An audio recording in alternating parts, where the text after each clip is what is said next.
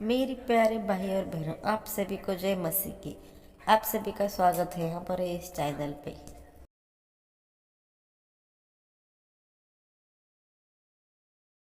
योहन अध्याय 20। सप्ताह के पहले दिन सूर्योदय के पूर्व, जब अंधेरा ही था, मगदलावासी मरियम कंदरा कब्र पर आई और उन्होंने देखा कि कब्र के प्रवेश द्वार से पत्थर पहले ही हटा हुआ है। सो वह दौड़ती हुई शिमोन पेत्रोस और उस शिष्य के पास गईं जो मसीह यीशु का प्रियजन था, और उनसे कहा, वे प्रभु को कब्र में से उठा ले गए हैं और हम नहीं जानते कि उन्होंने उन्हें कहाँ रखा है।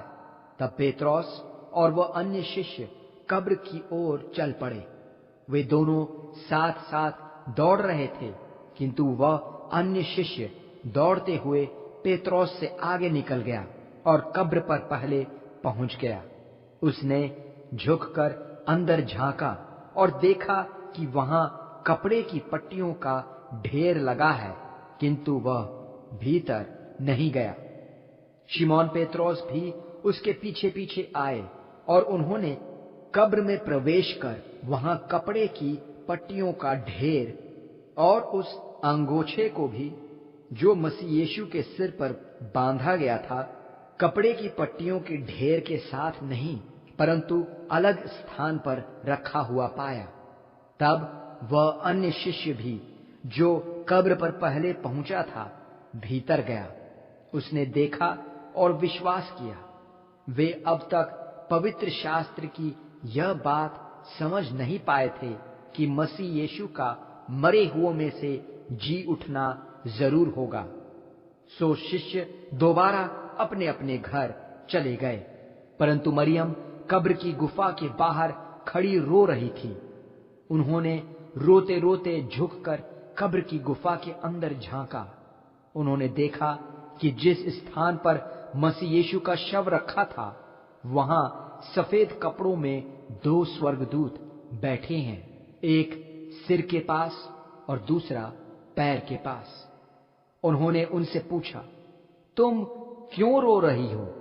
उन्होंने उत्तर दिया, वे मेरे प्रभु को यहां से ले गए हैं और मैं नहीं जानती कि उन्होंने उन्हें कहां रखा है। यह कहकर वह पीछे मुड़ी तो मसीह यीशु को खड़े देखा, किंतु वह पहचान न सकी कि वह मसीह यीशु हैं। मसीह यीशु ने उनसे पूछा, तुम क्यों रो रही हो? किसे खोज रही हो? उन्होंने उन्हें माली समझकर कहा, यदि आप उन्हें यहां से उठा ले गए हैं तो मुझे बता दीजिए कि आपने उन्हें कहां रखा है, कि मैं उन्हें ले जाऊं।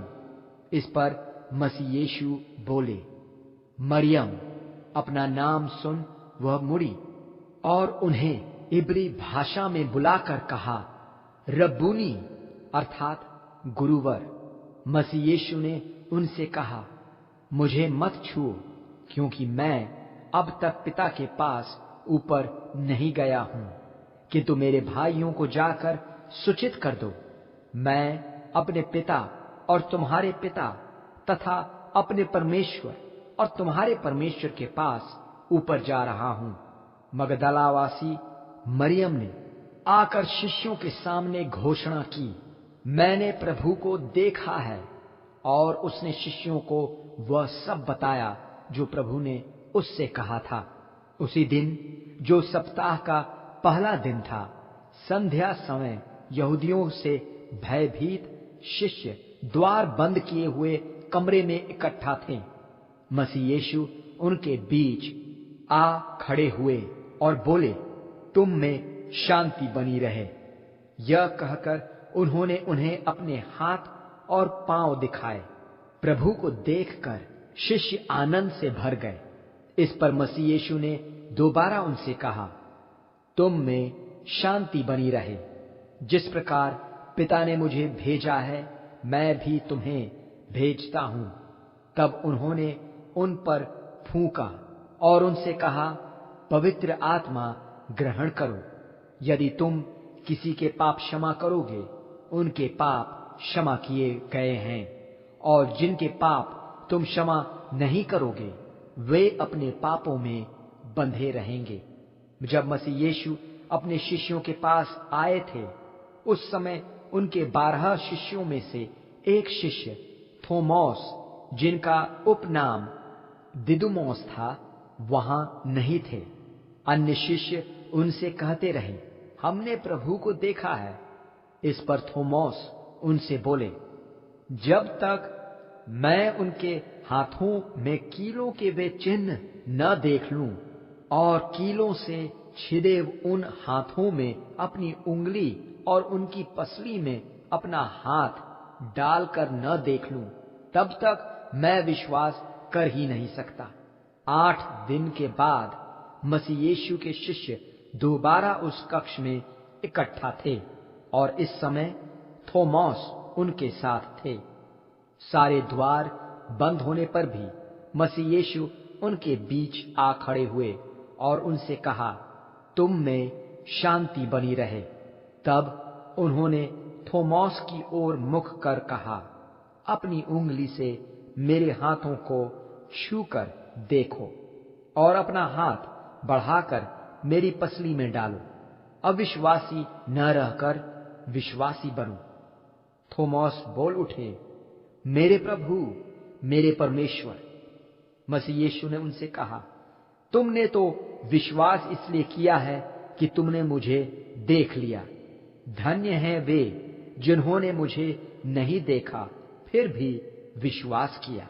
मसीह यीशु ने अपने शिष्यों के सामने अनेक अद्भुत चिन्ह दिखाए, जिनका वर्णन इस पुस्तक में नहीं है, परंतु ये जो लिखे गए हैं इसलिए कि तुम विश्वास करो कि यीशु ही वह मसीह हैं, वही परमेश्वर के पुत्र हैं, और इसी विश्वास के द्वारा तुम उनमें जीवन प्राप्त करो।